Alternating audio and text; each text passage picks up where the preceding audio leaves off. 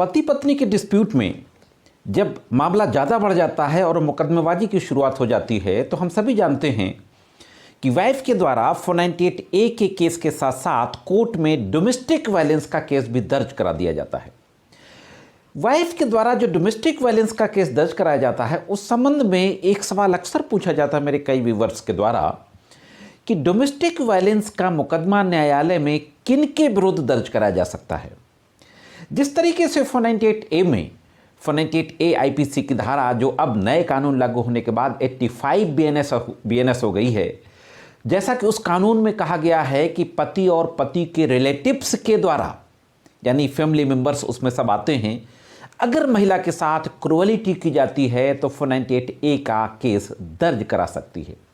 तो क्या उस तरीके से डोमेस्टिक वायलेंस में भी ऐसा कुछ कहा गया है? अक्सर ये सवाल पूछा जाता है। हालांकि हम प्रैक्टिकली यह भी देखते हैं कि पति के साथ साथ उसके दूर दराज के रिश्तेदार, उसके वो भाई बहन जिनकी शादियां पहले हो चुकी हैं और वह अलग रह रहे हैं, उनका भी नाम दर्ज करा दिया जाता है। तो इस संबंध में कानून क्या कहता है? हेलो दोस्तों, मैं एडवोकेट करीम स्वागत करता हूं आप सभी का आपके अपने YouTube channel legal and social awareness में।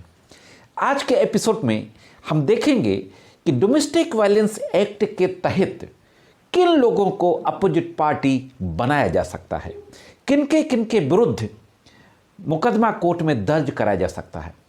साथ ही साथ इलाहाबाद हाई कोर्ट ने एक बहुत ही बेहतरीन जजमेंट दिया है अभी हाल ही में, जो इसी तरीके के फैक्ट्स से संबंधित है। उस जजमेंट पर भी नज़र डालेंगे। मैं यहाँ पे भी आपको बता दूं कि इलाहाबाद हाई कोर्ट के इस जजमेंट के बाद पति के जो दूर दराज के रिश्तेदार हैं, ऐसे फैमिली मेंबर जो कि बाहर रह रहे हैं, उनको निश्चित रूप से बहुत ज़्यादा फायदा मिलेगा। तो बहुत महत्वपूर्ण जानकारी है, जुड़े रहे आखिरी तक। देखते हैं कि इस संबंध में कानून क्या कहता है। इस संबंध में दोस्तों डोमेस्टिक वायलेंस एक्ट है जो protection of women from domestic violence act 2005, इसका सेक्शन 2 का सबसेक्शन क्यों ये बताता है कि रिस्पोंडेंट कौन होंगे। रिस्पोंडेंट मतलब अपोजिट पार्टी, उत्तरार्थी। 2Q में कहा गया है कि कोई भी adult person who is or has been in a domestic relationship with the aggrieved person and against whom the aggrieved person has sought any relief under this act। कोई भी mail adult person जो कि जिसके साथ aggrieved person रही है और जिसके अगेंस्ट एग्रीव्ड पर्सन ने रिलीफ क्लेम की है। आसान भाषा में आपको बताऊं, एग्रीव्ड पर्सन कौन होगा? 2A में एग्रीव्ड पर्सन को डिफाइन किया गया है। एग्रीव्ड पर्सन महिला होती है। कौन सी महिला? जिसके साथ वह डोमेस्टिक रिलेशनशिप में रही है। यानी कोई भी महिला जो कि एग्रीव्ड है, वह अगर किसी एडल्ट मेल पर्सन के साथ डोमेस्टिक रिलेशनशिप में रही है तो वह लोग रिस्पोंडेंट होंगे, उनके अगेंस्ट ये दाखिल किया जा सकता है डोमेस्टिक वायलेंस का केस। अब यहां पे बात आती है डोमेस्टिक रिलेशनशिप की। तो सेक्शन 2F में डोमेस्टिक रिलेशनशिप को डिफाइन किया गया है। 2F में कहा गया है कि कोई व्यक्ति किसी महिला के साथ रह रहा है या at any point of time या किसी समय रह चुका है। किस तरीके से रह चुका है? हस्बैंड वाइफ के रिलेशन के रूप में वो रह चुका है, या इस तरीके से रह चुका है through a relationship in the nature of the marriage की तरह का कोई रिलेशनशिप है, एडॉप्शन और rare family member living together as a joint family, या तो फैमिली मेंबर्स के रूप में कोई रह रहा है। अब आप यहां पे समझ लीजिए कि कोई ऐसी महिला जो किसी भी मेल के साथ डोमेस्टिक रिलेशनशिप में रही है, यानी घर की कोई भी महिला जो कि एक छत के नीचे रह रही है, वह किसी भी घर वालों के खिलाफ डोमेस्टिक वायलेंस का केस फाइल कर सकती है। तो यहाँ पे जो महत्वपूर्ण बात निकल करके आई कि डोमेस्टिक रिलेशनशिप में रहना ज़रूरी है। अब जो अक्सर महिलाओं के द्वारा हस्बैंड की उन बहनों के खिलाफ जो कि शादी होकर के उससे पहले ही चली गई अपने ससुराल, क्या डोमेस्टिक वायलेंस दाखिल किया जा सकता है? उनके हस्बैंड्स के खिलाफ यानी महिला अपने नंदोई के खिलाफ क्या डोमेस्टिक वायलेंस दाखिल कर सकती है? इस संबंध में देख लेते हैं कि कानून क्या कहता है। अब जहाँ तक यह बात आती है कि किसी पुरुष की वो बहनें जिनकी शादी हो गई है, उसकी शादी से पहले वो अपने ससुराल में रह रही हैं अपने फैमिली के साथ, उनके खिलाफ डोमेस्टिक वायलेंस दाखिल किया जा सकता है कि नहीं? तो इस परिभाषा के अनुसार नहीं किया जा सकता। ऑकेजनली अगर वो महिलाएं आती हैं, 2 दिन 4 दिन रहती हैं, किसी फेस्टिवल में आती हैं, किसी फंक्शन शादी ब्याह में आती हैं, उसको डोमेस्टिक रिलेशनशिप नहीं माना जाएगा। मैं बहुत वीडियोस के बारे में बना चुका हूँ, कई जजमेंट्स का हवाला दे चुका हूँ। डोमेस्टिक वायलेंस केसेस के वीडियोस की जो मेरी प्लेलिस्ट है उसका लिंक आई बटन में दे दूंगा, आप डिटेल में देखना चाहें तो देख सकते हैं। तो डोमेस्टिक रिलेशनशिप की जो डेफिनेशन 2F में दी गई है उसके अनुसार वही लोग डोमेस्टिक वायलेंस का केस कर सकते हैं जो कि एक छत के नीचे साझा गृहस्थी में रह रहे हों। दोस्तों, अब साथियों देख लेते हैं जो मामला इलाहाबाद हाई कोर्ट पहुंचा। इस मामले में पति और पति के साथ साथ उसकी 2 बहनें और एक बहन के हस्बैंड को भी आरोपी बना दिया गया था।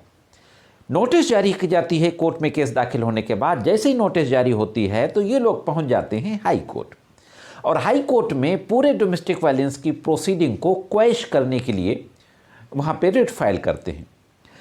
हाई कोर्ट के द्वारा जस्टिस अरुण कुमार देशवाल की पीठ के द्वारा इस मामले की सुनवाई की जाती है, और इस मामले की सुनवाई करते हुए सेक्शन 2F जिसमें डोमेस्टिक रिलेशनशिप की बात कही गई थी उसका उल्लेख किया जाता है, और ये कहा जाता है कि साझा घर में एक साथ रहना जरूरी है। साथ ही साथ ये कहा जाता है कि इस मामले में जो पति की 2 बहनें थीं वो तो अपने मायके ससुराल में रहती थीं, उसके साथ कभी रहती ही नहीं थीं। लिहाजा कोर्ट यह पाती है कि इस मामले में घरेलू नातेदारी में डोमेस्टिक रिलेशनशिप में ये साथ में नहीं रही। दोनों बहनों और एक बहन के पति के खिलाफ डोमेस्टिक वायलेंस की कार्रवाई को निरस्त कर दिया जाता है, और इसी के साथ साथ बहुत महत्वपूर्ण टिप्पणी की जाती है। तो देखते हैं कि हाईकोर्ट के द्वारा और क्या कहा जाता है। साथियों, कोर्ट ने घरेलू हिंसा की कार्रवाई पति की दोनों बहनों और पति के बहनोई के खिलाफ रद्द करते हुए यह कहा, इस न्यायालय ने इस बात पर जोर दिया कि कई मामलों में पीड़ित पक्ष पति के रिश्तेदारों को झूठा फंसाते हैं जो कभी भी उनके साथ साझा घर में नहीं रहे। यह केवल उन्हें परेशान करने के लिए किया जाता है। और साथियों, कोर्ट ने पूरे प्रदेश की तमाम अदालतों को एक दिशा निर्देश जारी किया और यह कहा कि नोटिस जारी करने से पहले, डोमेस्टिक वायलेंस का केस आया, कोर्ट में दाखिल हुआ, तो मजिस्ट्रेट के न्यायालय आंख बंद करके नोटिस जारी नहीं करेगी। नोटिस जारी करने से पहले न्यायालयों को यह सत्यापित करना चाहिए कि क्या फंसाया जा रहा है, व्यक्ति वास्तव में पीड़ित पक्ष के साथ कभी साझा गृहस्थी में रहा है कि नहीं रहा है। तो यह एक महत्वपूर्ण बात कही। हालांकि न्यायालय ने स्पष्ट किया कि निचली अदालत सास और पति के खिलाफ आगे बढ़े और 60 दिन के अंदर इस मामले का निस्तारण करे। डोमेस्टिक वायलेंस में कहा गया है कि 60 डेज के अंदर कोर्ट इस केस की कार्रवाई को खत्म करने की कोशिश करेगी। तो दोस्तों, यह एक महत्वपूर्ण जजमेंट आया इलाहाबाद हाई कोर्ट का कि पति के वह घर वाले जिसमें शादीशुदा बहनें हैं, शादीशुदा भाई हैं, जो बाहर रह करके नौकरी करते हैं, वह अगर एक साझा गृहस्थी में कभी नहीं रहे हैं तो उनके खिलाफ डोमेस्टिक वायलेंस का केस नहीं चल सकता। यह जो मामला था दोस्तों, कृष्णावती देवी एंड 6 अन्य बनाम state of Uttar Pradesh, case की पूरी डिटेल आपकी स्क्रीन पर है। जानकारी कैसी लगी कमेंट्स करके जरूर बताएं। अगर आप चैनल में नए हो, वीडियो को पहली बार देख रहे हो तो चैनल को सब्सक्राइब करके बेल बटन को हिट करके ऑल पे जरूर सेट कर दें। ये जानकारियाँ जो मेरे द्वारा कानून की दी जाती है आपको अच्छी लगती हो तो वीडियो को लाइक और शेयर भी करते रहा करें। आज के इस वीडियो में सिर्फ इतना ही। मिलते हैं किसी अन्य वीडियो में कानून की कुछ अन्य जानकारियों के साथ। तब तक महत्वपूर्ण कानूनी जानकारियों के लिए देखते रहें लीगल एंड सोशल अवेयरनेस।